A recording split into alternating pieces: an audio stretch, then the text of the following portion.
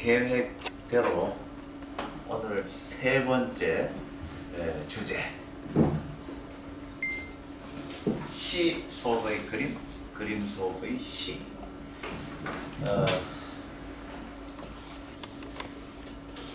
사실 서양 문화에서는 시와 그림은 별개입니다. 시는 시인 것이고 그림은 그린 것이고 이것이 어떻게 서로 연결이 되어 있지 않은데 우리 동양 문화에서는 시와 화가 뭐 연결 정도가 아니라 일체가 되어 있단 말이죠. 그런 점에서 우리 동양 회화를 이해하는데 이 시화 일체라는 이 사상을 이해하는 것이 매우 중요하다. 뭐든지 유형적으로 무언가 나타났다면 그 유형적인 것이 나타나게끔 한 그 배경에 어떤 생각, 사상이 있다고 앞에 첫째, 두 번째 강의 때 제가 계속 강조를 했는데 이 시와 이 그림의 관계는 그림은 표면적으로 드러난 어떤 보이는 형식이고 시라는 것은 그 배우에 그러한 그림이 나타나게끔 한 그 배우에 보이지 않는 어떤 정서, 그러니까 거꾸로 말하면 어떤 정서를 표현하기 위한 그림, 이것이 시의 도이죠. 그러니까 시의 뜻을 그린 그림, 그래서 시의 도라 그러죠. 우선 우리가 이 시와 그림에 관해서 기본적으로 이해하고 들어가야 될 것이 바로 시화 일체 사상이라는 거, 그리고 시의도는 무엇일까? 이에 대한 기본적인 이해가 있으면 앞으로 감상을 하겠습니다만은 그 실제 그 그림을 보면서 그 배우를 이해하고 그 시의도가 우리한테 주는 어떤 그것을 느낄 수 있을 겁니다. 우선 시화 일체 사상이라는 것은 직역을 하면 시와 그림이 한 몸이다, 뭐 이런 얘기죠. 시와 그림이 한 몸이라는 얘기인데 어때 이질적인 것이 한 몸이 될 수 있는가? 그것은 바로 그림이건 시건 그 배우의 발단은 사람이 갖고 있는 어떤 정서라는 거죠. 그러니까 시가 있고 그림이 있는데 배우를 찾아 들어가면 결국 정서라는 데에 만난다, 이런 얘기죠. 다시 말해서 우리 인간의 어떤 시인의 표현하고 싶은 어떤 정서가 있어요. 그 정서가 그림적으로 나온 것은 시의 도고 문학적으로 글로서 나타난 것은 시겠죠. 거꾸로 다시 들어가면 하나로 모아지는 일체가 되는 이제 이러한 논리입니다. 시화 일체 사상이라는 게 다시 말해서 그림이나 글이라는 이 표현 형식은 달라도 그림의 경우 화가가 그리기 전에 시인이 시를 쓰기 전에 그 어떤 정서는 같다. 이것이 시화 일체 사상이다. 이 사상은 당나라 말에서부터 송나라를 거쳐서 문인화 속에서 하나의 어떤 장르로서 위치를 차지하게 됐다. 이렇게 우리가 볼 수가 있죠. 시와 일체 사상과 관련해서 옛사람들이 한 말이 있습니다.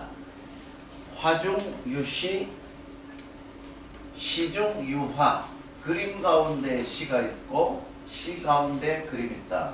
당나라 소동파가 한 말인데 바로 이 말이 시와 일체 사상을 그대로 얘기해 주는 거죠. 시 속에 그림이 있고 그림 속에 시가 있다. 그게 일체가 아니면 이룰 수가 없는 거죠. 그리고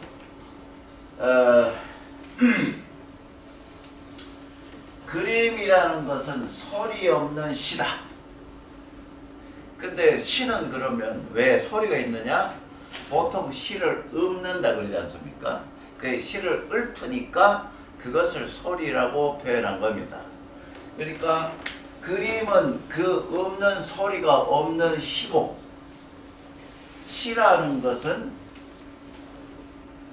그 형태가 없는 그림이다. 이렇게 얘기를 한 거죠. 그러니까 이 두 말이 바로 시화일체 사상의 핵심을 찔러서 하는 말이다. 이렇게 우리가 생각할 수 있죠. 그리고 시의도라는 것은 무엇이냐? 이것은 그림에 관해서만 얘기하는 거죠. 어떤 그림이 있는데 이것은 저번 시간에 한 것처럼 진경산수, 다시 말해서 현재 우리 주변에서 볼 수 있는 그러한 산수를 그린 그림이 아니고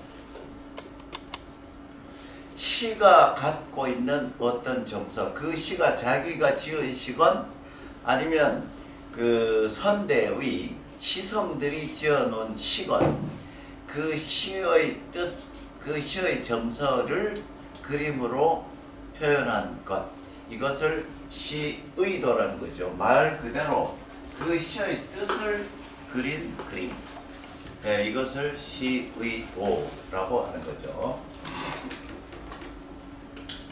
자, 우선 시의도란 무엇인가를 우리가 종합적으로 이해하기 위해서 최소한도 이것 정도는 기본적으로 이해를 하고 있어야 한다. 그런 얘기입니다. 우리가 시의도를 공부한다면 기본적으로 이 정도는 알아야 되겠다. 자, 필수적 교양으로서의 시문, 이건 무슨 말인가 하면 우리나라 특히 조선시대의 그 여러 가지 형편을 보면 문인들 보통 사대부라고 또 얘기하지만 사대부를 보통 문인이라고 얘기해도 크게 어긋나지 않습니다. 왜냐하면 우리나라 사대부들은 시문을 필수적인 교양으로 갖고 있기 때문에, 그러니까 사대부를 문인 이렇게 해도 크게 어색하지 않다 이 말이죠. 근데 요즘에 우리 현대인의 경우 무슨 정가의 어떤 장관인데 그 장관 보고 문인이라고 하면 이거는 영 맞질 않죠. 근데 조선시대에는 그러한 관직에 있는, 저번 시간 말씀드렸지만 대부의 입장에 있다 하더라도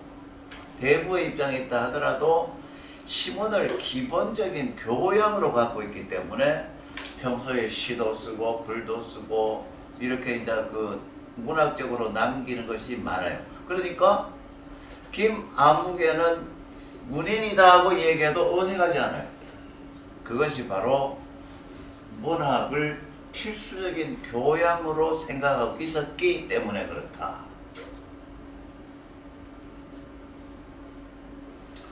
그 다음에 상고주의라.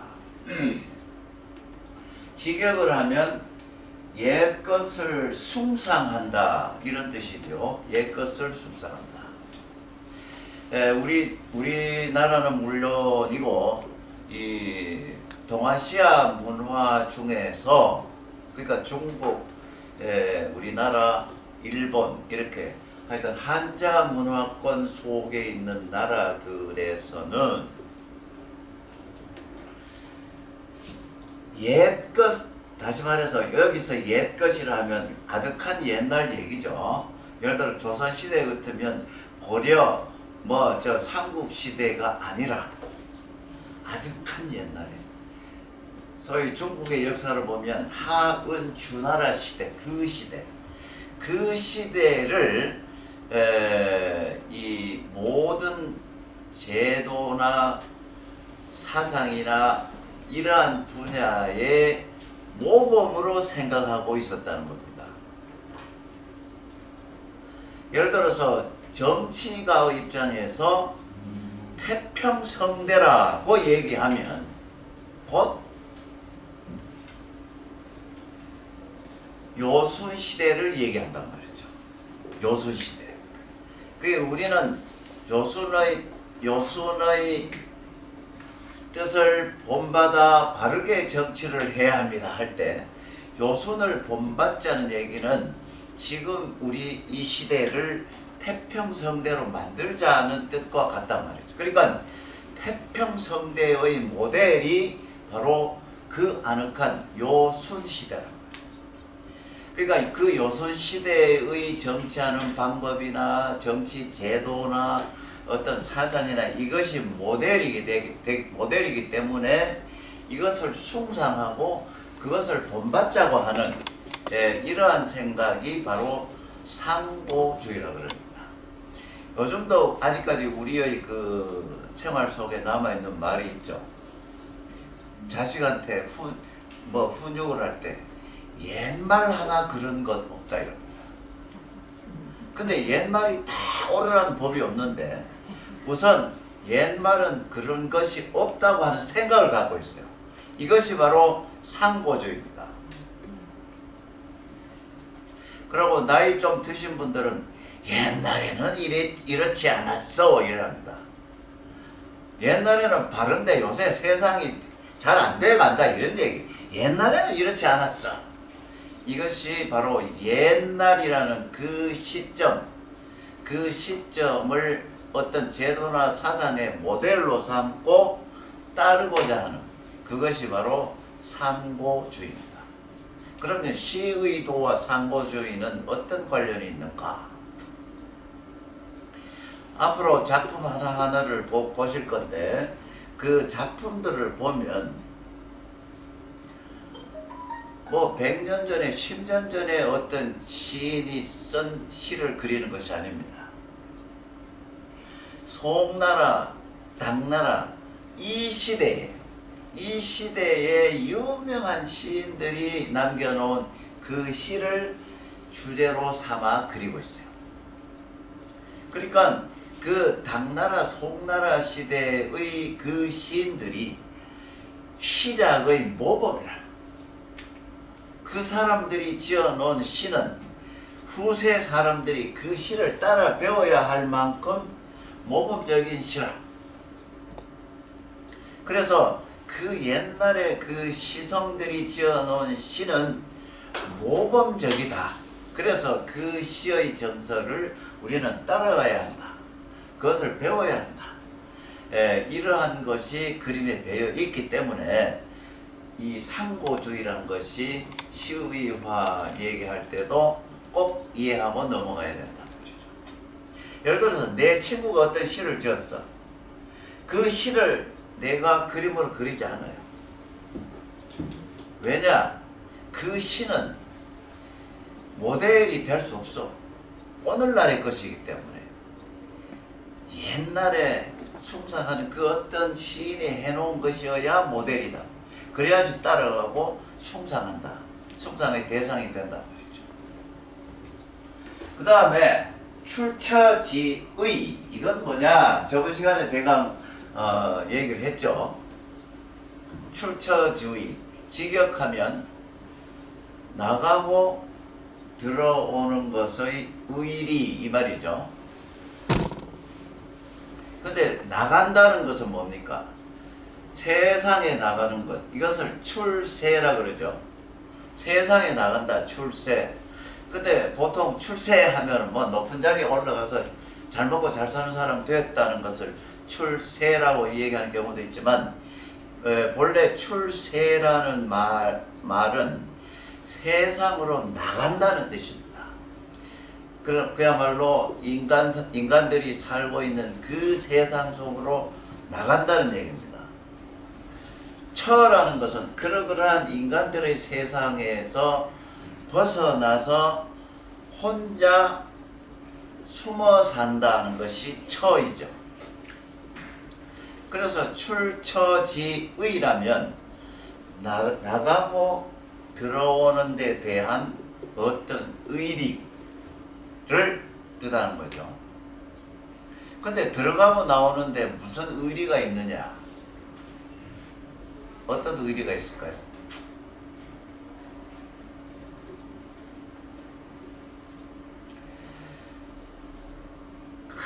산수간에 경치 좋은데, 경치 좋은데 별장을 하나 탁 짓고 주변에 백리 속에 사람도 없고 혼자 조용하게 살고 있는 모습을 보고 고아하게 산다, 취미가 고상하다, 은일하다 이렇게 얘기를 할 수 있을 겁니다. 그런데 출처지의의 관점에서 볼 때 지금 저런 모습으로 조용하게 사는 저 양반이 그 의리 때문에 그곳에 와서 사는지 아니면 인간 세상에서 사기치고 도둑질하고 쫓겨나서 거기 가서 사는지 사는 모습은 하나인데 예를 들어 도둑질하고 잘려가지고 같이 사람하고 어울려 살 수 없고 전부 눈총을 주고 이러니까 그것을 피해서 그 오지에 들어가서 혼자 산다 할 때 그 물론 은거죠.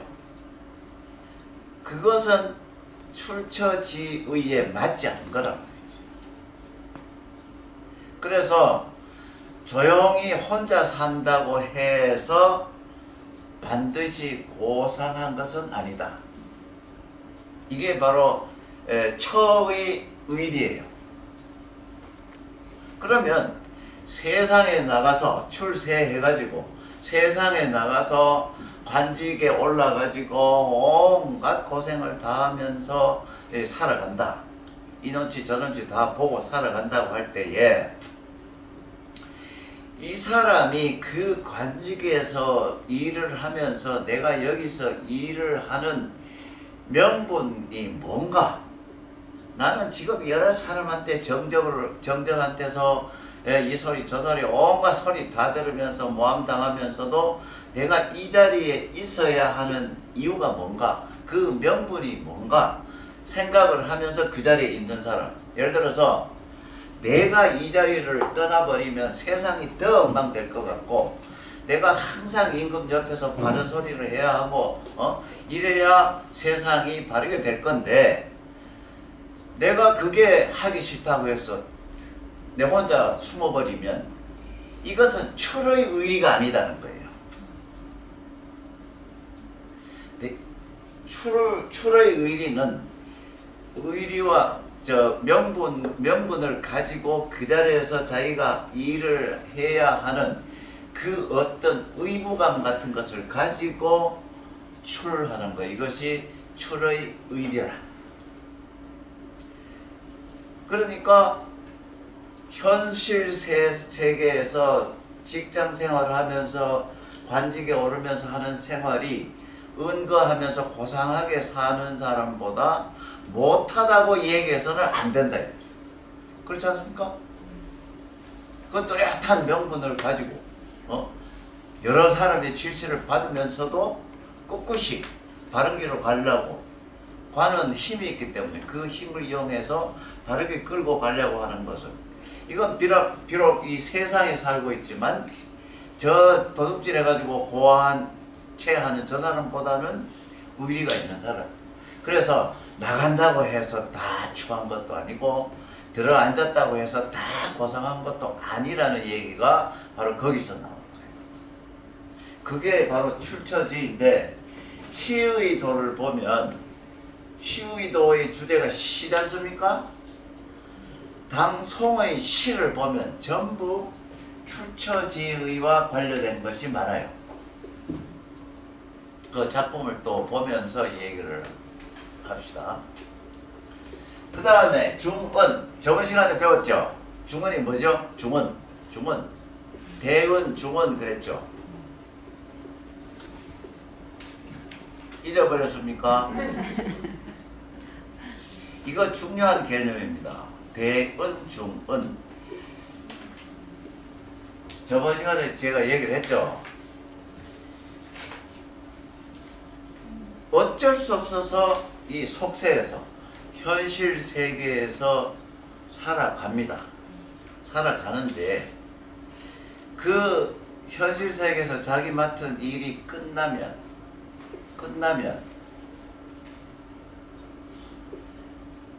자기의 세계를 만들어 가지고 거기서 세상 일을 잊고 거기에 몰입하면서 스스로 행복을 느끼는 이것을 중은이라고 하는데, 그러면 중자는 왜 붙냐?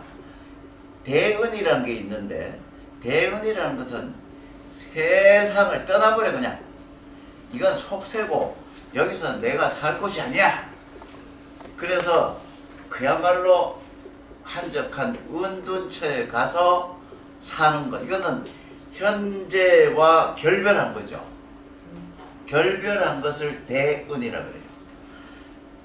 그 은거하는데도 실제로 현실을 완전히 벗어나서 현실과 다른 세상에서 살아가면서 스스로 수신하고 행복을 느끼는 상태, 이것을 대은이라고 하는 데 대해서 중은은 현실에 발은 걸치고 있으면서 이 발을 떼버리면 당장 먹고 못 사니까 걸치고 있으면서도 그 자기 시간을 만들어 가지고 거기서 현실을 잊고 행복을 느끼는, 이것이 중은이라는 겁니다.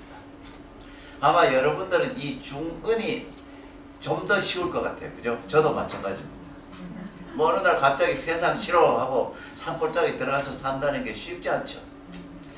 그러니까 또 어떤 사람은 취미를 붙여가지고 뭐 낚시를 좋아하는 사람, 그것도 뭐 저 다른 거 있지만 하여튼 자기의 취미 아니면 골동품을 사서 감상하는 것을 즐긴다든지, 그러한 것으로서 세상을 잠시 잊고 행복을 느껴보는, 이것이 바로 중은이다.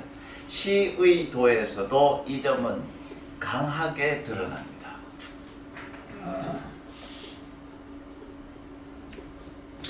그 다음에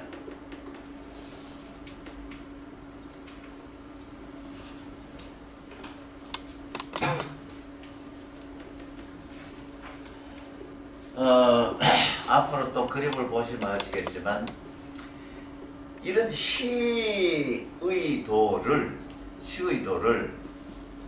그러면 고상한 문학을 하는 선비나 대부들이 주로 그리고 향유할 것 같아도 현재 남아있는 그림들을 쭉 훑어보면 중인계급, 소위 화원들의 그림이 많아요.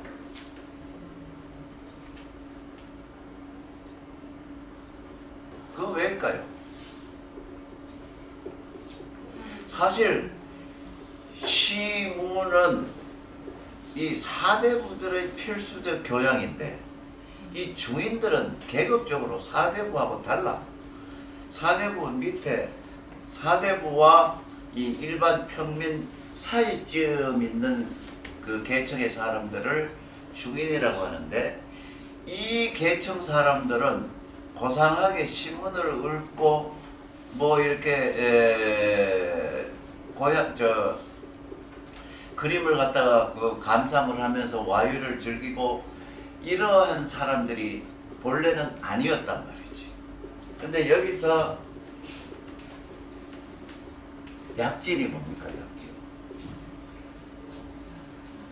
뛰어올라서 촥 나가는 거 아닙니까? 근데 조선시대 전반적으로 봐서 조선 중기까지는 사실 이 중인들의 입지라는 것이 거의 없었어요. 이 중인들은 그 직업을 보면 의관, 요즘으로 말하면 의사. 근데 선비들은 의사 같은 거 안 합니다. 이거 기술이니까. 이 기술을 고상한 게 아니에요. 그래서 의사 같은 거 안 해요. 그리고 역관, 뭐 이를테면 우리나라 그 사절단이 북경에 사절단이 북경에 갔을 때 통역하는 사람. 둘 다 말을 모르니까 그 사이에서 이 통역하는 사람. 이것을 역관이라고 하는데 이 역관. 그리고 율관, 뭐 저 관상대에 있는 사람, 이러한 그 소위 기술직에 있는 사람들, 사대부도 아니고 맨날 농사 짓고 뭐 닥치고 하는 서민도 아니고 중간층에서 기술로서 먹고 사는 사람들, 이 사람들이 중인인데, 이 중인이 약진했다는 것은 무슨 뜻인가 하면 조선 후기 18세기쯤 오면 이 중인층 사람들이 자기 위에 있는 이 사대부 계층을 향해서 사다리를 타고 올라가려고 그래요. 왜 그러냐면,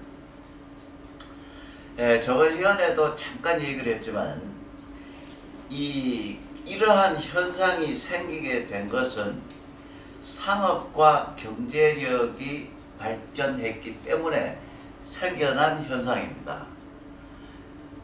왜 상업과 경제가 조선 후기에 발전하기 시작했느냐에 대해서는 그 원인을 얘기했죠.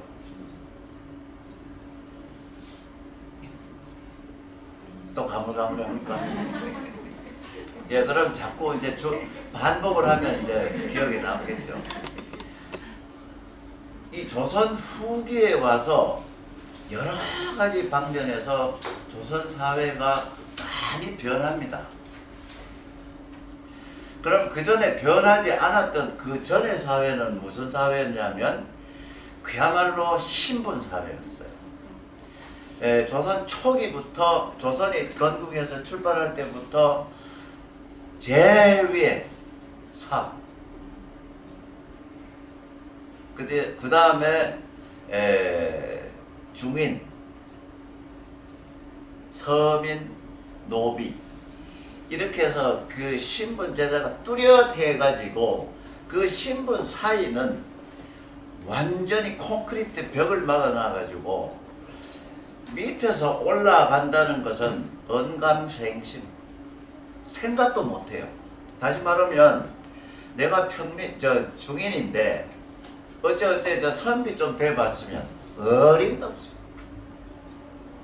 그건 애초에 신분 제도가 그렇게 확고하게 정해져 있었기 때문에 그런데, 근데 조선 후기쯤 오면 그 콘크리트 벽이 슬슬 무너집니다. 그거 무너지게 하는 이유 중에서 가장 큰 것이 바로 상업과 경제의 발달입니다. 그러면 그 전 시대는 상업이 발달 안 했다는 얘기고, 그죠? 경제가 크게 발달하지 않았다는 얘기와 똑같은 겁니다.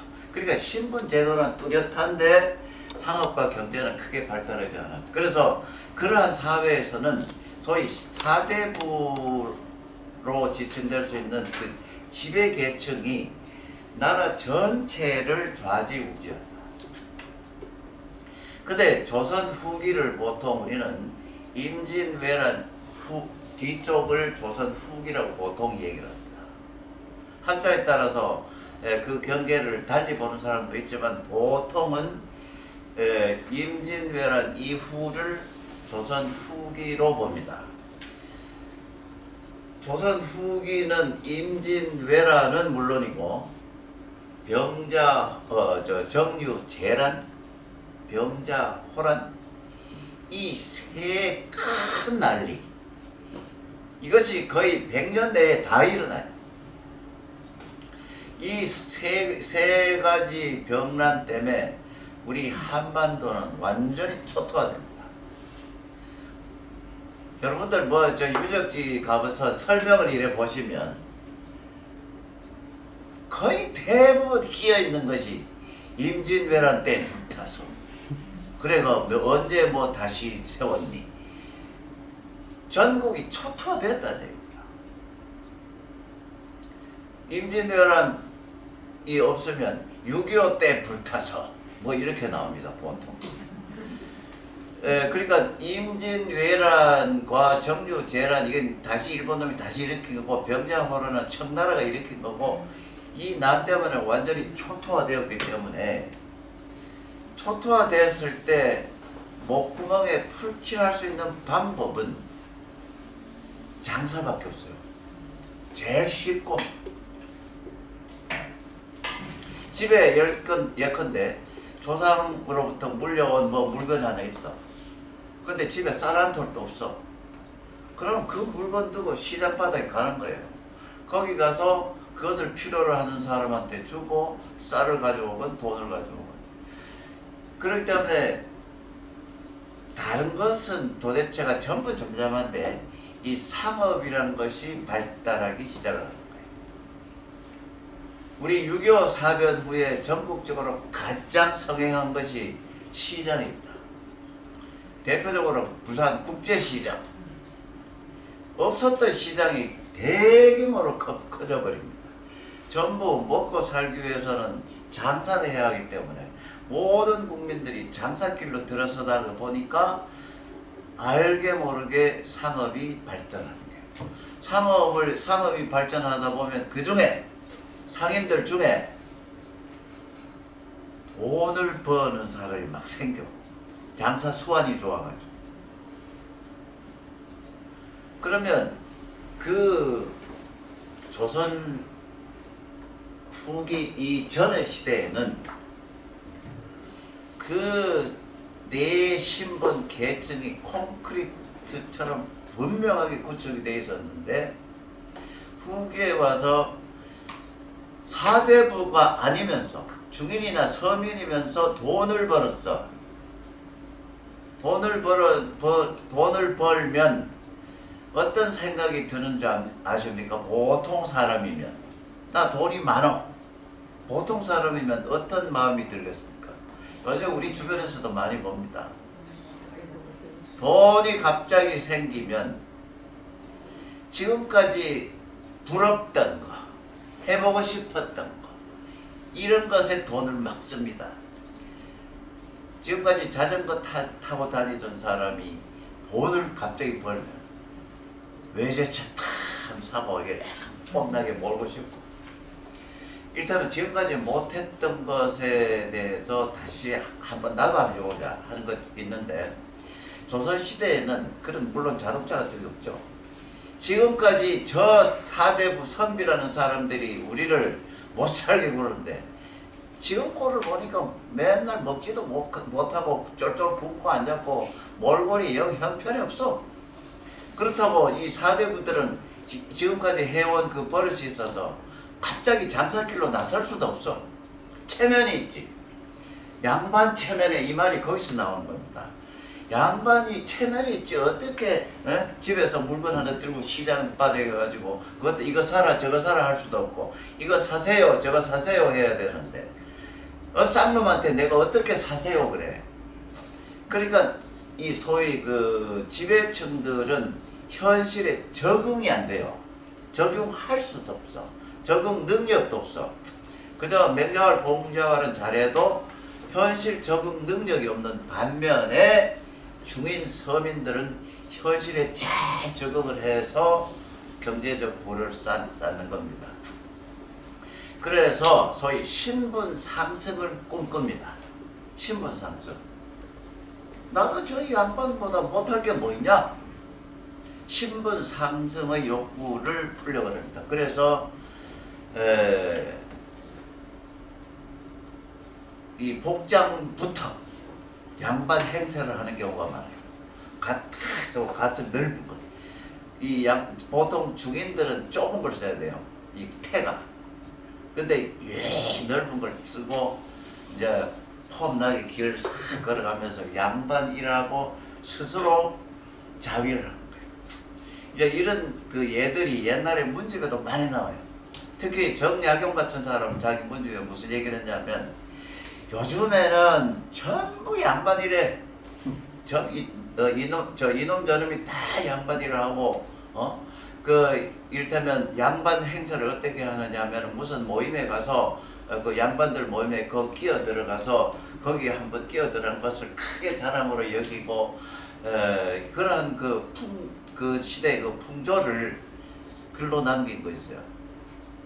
그거를 보면 그 시대의 여러 가지 상황들을 알 수 있는데 어쨌건 이 중인들이 그러한 배경 때문에 신분 상승의 욕구를 가지고 사대부 계층으로 진입하려고 하는 그러한 과정에서 시의도가 폭발적으로 늘어난다. 지금 대강 감을 잡겠죠. 왜 시의도가 그렇게 종인들한테 인기가 있었는지.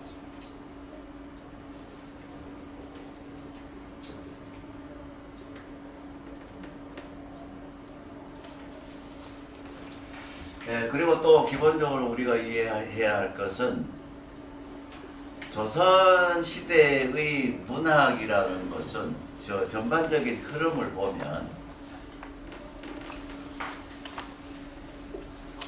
당나라 중국의 당나라 송나라의 문학을 숭상을 했어요.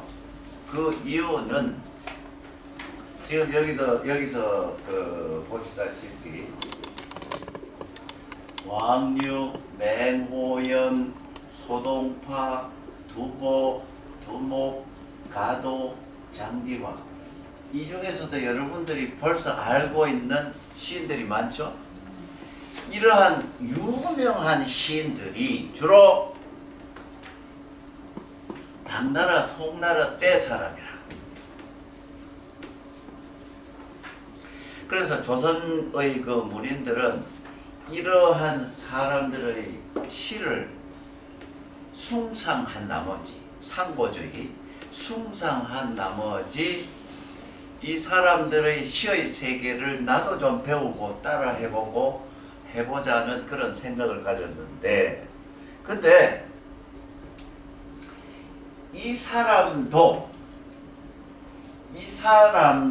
사실은 그 전에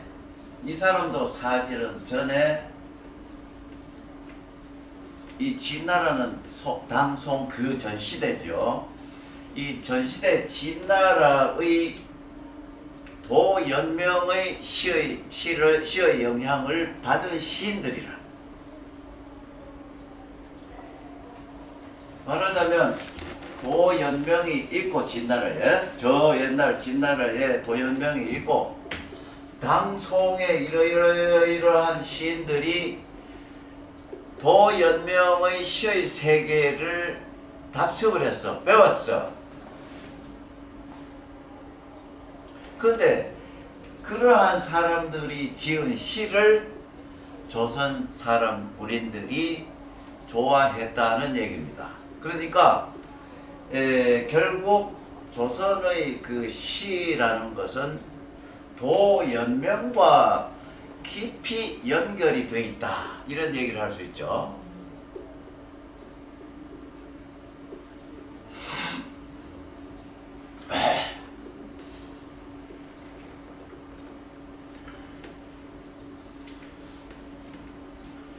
자, 지금까지는 시의도를 둘러싸고 있는 여러 가지 그 상황들을 얘기한 겁니다. 시의도를 둘러싸고 있는 여러 가지 상황들, 그러한 여러 가지 조건들이 시의도를 탄생시켰다. 이렇게 얘기를 한 거죠. 자, 그러면 이제 조선시대 현실로 한번 들어가 봅시다.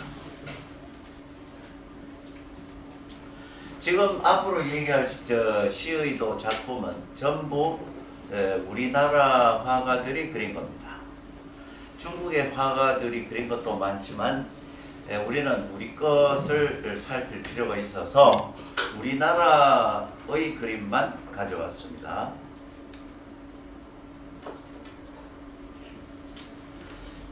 이 자료는 왜 가져왔냐면 실제로 조선시대의 시와 관련된 계층 또 그 계층의 모임 이 어떤 형태로 있었는가를 그림을 통해서라도 한번 보자 이겁니다. 지금 앞에 이 그림은 강희안이라는 화가가 그린 그림인데, 이 강희안은 조선 전기입니다.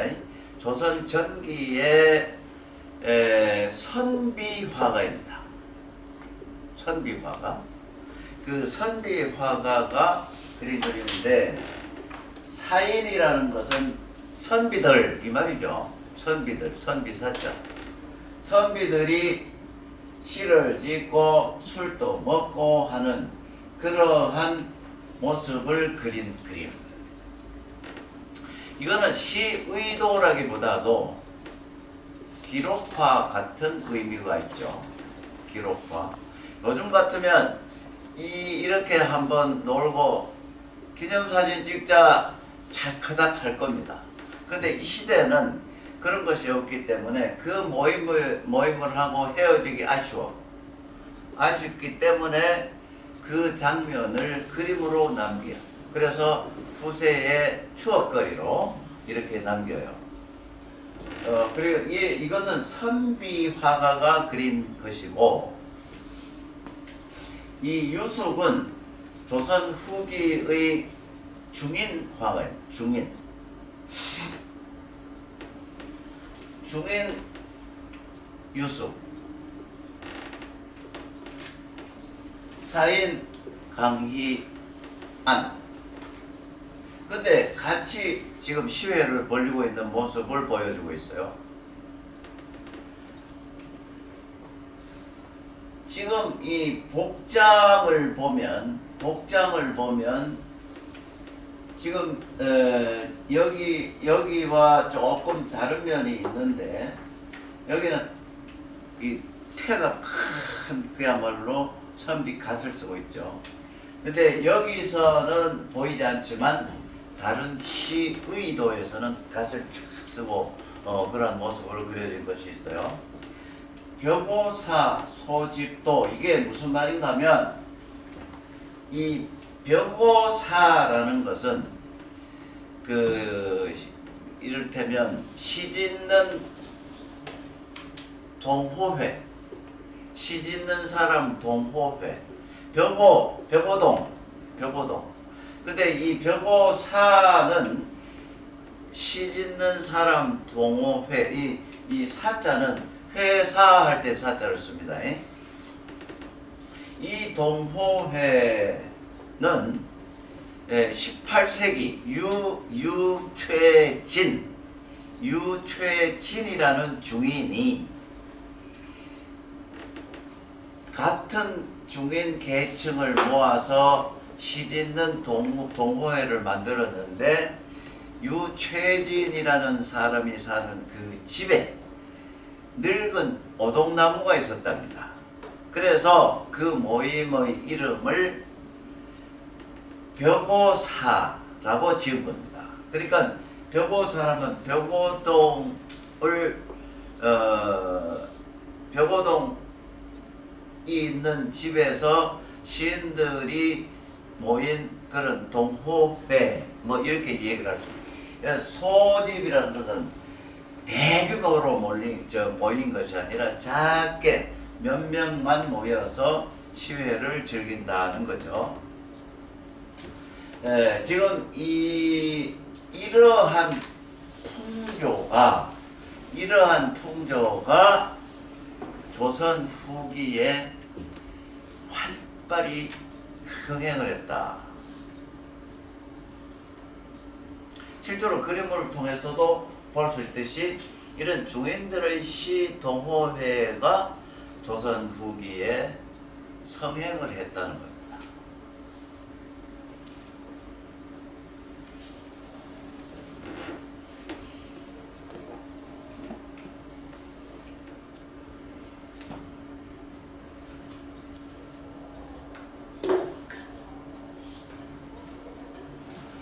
지금 이것은 여기 그림을 보면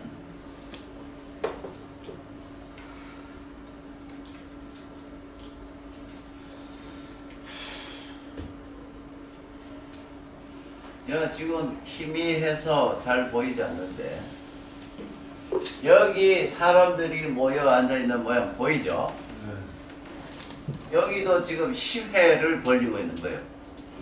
이 자리가 이 위치가 어디냐면 송석원이란 데인데 송석원 소나무 송자 돌석자 송석원이라고 하는데 이 송석원이 어디 있냐면 서울 인왕산 기슭 거기에 옥류천이 흐르는데 그 주변에 천수경이라는 중인이 천수경 천시죠.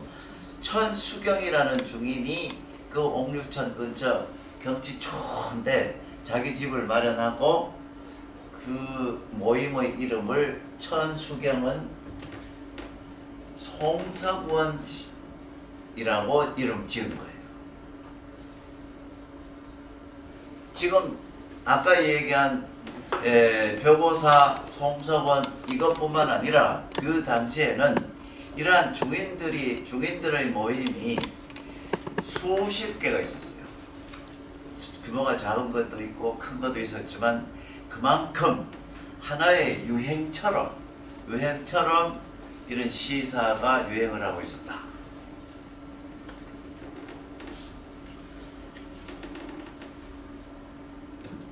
말 그대로 송석원 시사에서 시모임이죠. 송석원 시모임에서 야연 밤에 연회를 베풀었어요. 완전히 풍류 남아들이 다 모인 거죠. 이제 밤에 거기서 시를 짓고 술을 먹고. 근데 여러분들이 잘 아시는 김홍도가 그랬습니다.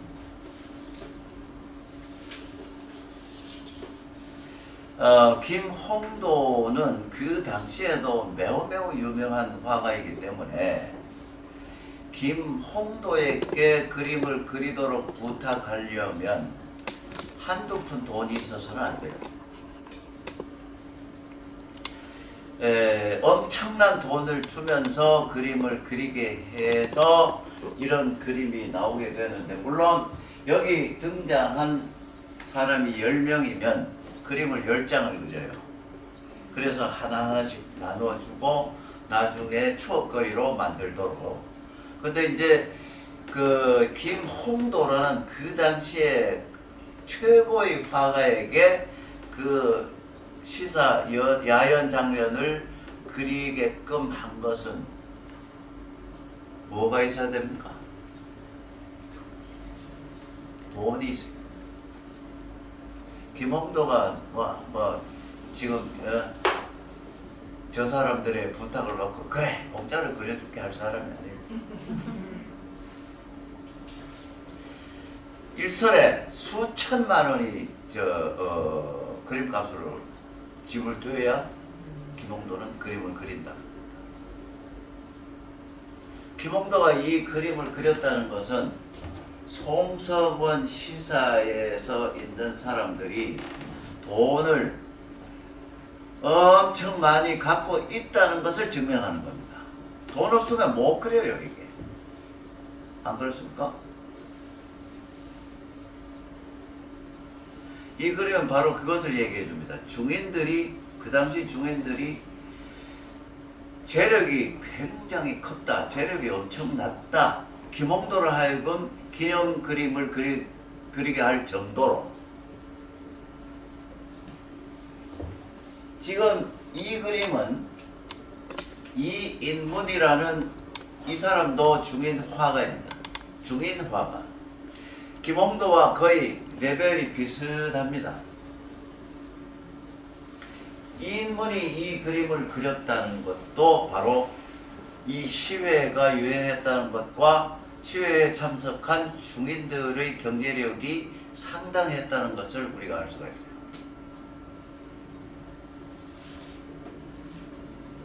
그래서 제일 처음에 제가 이 얘기한 게 바로 중인들의 약진입니다. 중인들이 약진하는 거예요.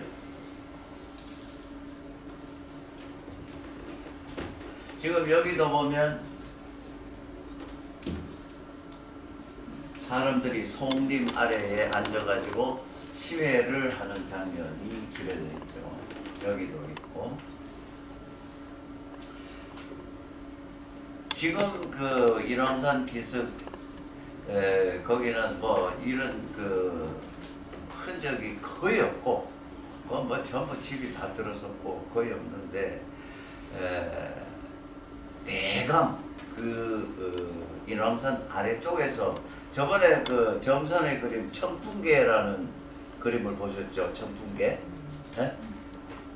그 청풍계의 그림과 같은 그러한 풍경들이 그 일대에 있었죠. 그래서 서울에서 권세가 세도가 높은 사람들, 경치 좋고 물 맑고 산 좋고 하니까, 그리고 궁궐고 가깝고 하니까 거기가 그야말로 그 최애지가 된 거예요. 그 저번 시간에 진경산수 얘기할 때 장동 얘기를 했죠. 그 장동에 소위 안동 김씨들이 거기에 세거했다고 했습니다. 그러니까 거기 안동 김씨를 비롯해서 그 당시에 권문 세가들 이 그 경치 좋고 물 좋은데 거기서 집을 짓고 살았는데 그쪽으로 진입한 거예요. 진입을 했단 말이에요. 진입할 수 있었던 것은 돈 없으면 안 돼요. 이게 전부 송석원이라는 게 저기 그 소위 천수경이라는 사람이 여기 계곡에다가 집을 지은 거예요. 이게 돈 없으면 될 일입니까? 그래서 경제력이 뒷받침됐다는 거, 이것을 우리는 이해할 필요가 있다.